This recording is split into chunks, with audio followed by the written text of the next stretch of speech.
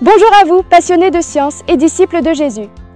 Bienvenue sur Création en Action, un projet de foi et de science du département de l'éducation de la division interaméricaine.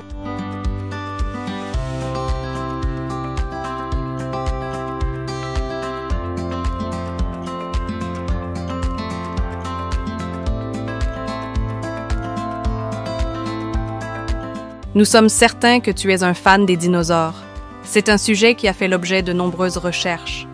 Je suis sûre que vous avez vu les films Jurassic Park et Jurassic World, où les dinosaures sont représentés comme des créatures sauvages, aux dents terrifiantes, qui menacent et tuent d'autres dinosaures. Mais sais-tu que la paléontologie, qui est la science qui étudie les fossiles, en analysant les os et les marques de ces animaux, a trouvé des preuves pour dire que la plupart des dinosaures étaient herbivores.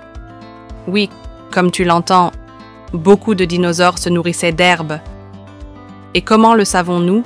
Parce qu'on a retrouvé des dents fossilisées de nombreux dinosaures, et leur forme indique qu'elles servaient à écraser, à broyer, qu'elles n'avaient pas de tranchant, mais seulement un pouvoir de mastication. Ces dents ressemblent beaucoup aux animaux que l'on peut voir aujourd'hui, chevaux, vaches, bœufs et tous les animaux qui broutent, c'est-à-dire qui se nourrissent d'herbes.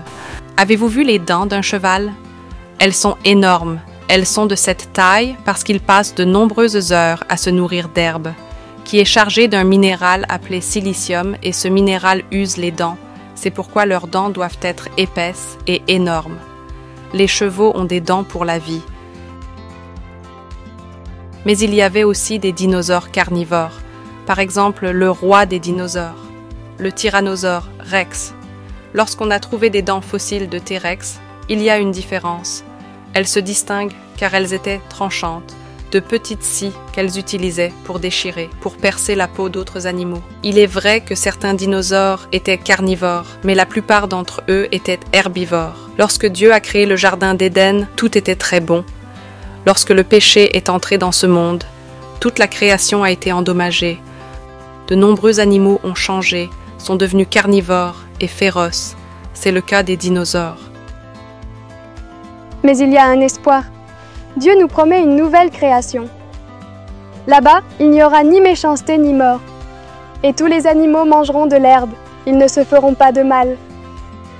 Si nous marchons avec Jésus chaque jour, il promet de nous emmener vivre avec lui pour toujours et de profiter de sa merveilleuse création.